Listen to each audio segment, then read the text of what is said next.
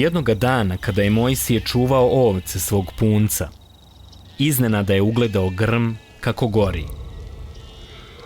Bio je zapanjen, jer je grm gorio, ali nije sagorijevao.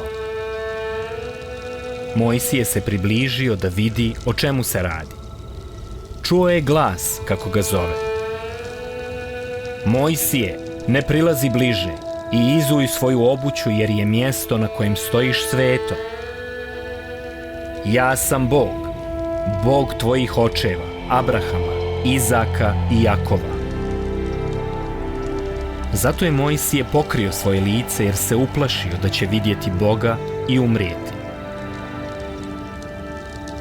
Bog mu reče: vidio sam kako Egipćani loše postupaju sa mojim narodom i ponižavaju ga. Čuo sam vapaje njihove patnje i sjetio sam se svog saveza koji sam sklopio sa Abrahamom, da im dam zemlju koju sam im obećao.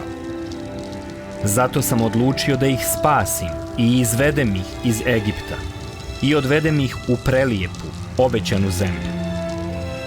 Sada ću te poslati Faraonu, da mu kažeš da pusti moj narod.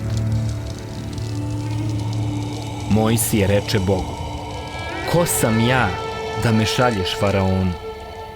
Bog odgovori: ja ću biti s tobom i onog dana kada izađete iz Egipta, proslavit ćete me na ovoj gori.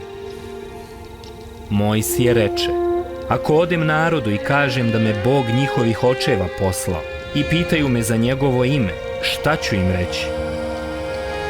Bog mu reče: reci im da te je Bog kojem je ime Ja jesam poslao k njima.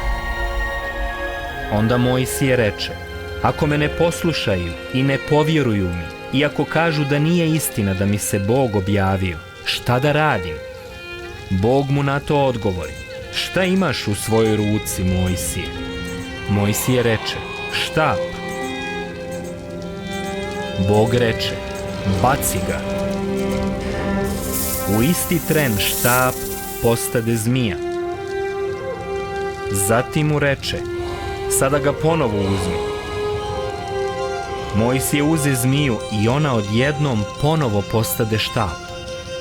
Bog mu reče: učini ovo, da ti povjeruju da ti se Bog njihovih očeva objavio. Također mu je predao još jedno čudo. Reče mu: stavi svoju ruku pod svoj ogrtač i izvuci je. Mojsije je učinio tačno ono što mu je Bog tražio. Kada je stavio svoju ruku u njedra, ona je postala gubava, a kada je to učinio ponovo, guba je nestala, a ruka mu je bila kao i prije. Bog mu reče: ako ti ne povjeruju radi ova dva čuda, onda zagrabi vodu iz Nila i izlij je na zemlju, a ona će se pretvoriti u krv. Mojsije mu reče: Bože, znaš da je meni uvijek bilo teško da se izrazim riječima i da ne mogu razgovjetno da govorim. Pošalji nekog drugog. Bog mu reče: ja ću staviti svoje riječi u tvoja usta i poslati sa tobom tvog brata Arona, i ti ćeš mu reći šta da kaže narodu.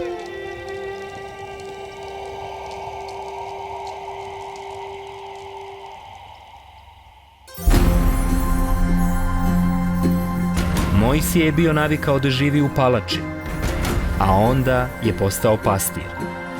Kako je Bog upotrijebio ovu promjenu u njegovom životu, u svom planu da oslobodi cijeli narod? Božji cilj je bio da oslobodi ljude iz 400 godina ropstva i izvede ih iz egipatske zemlje.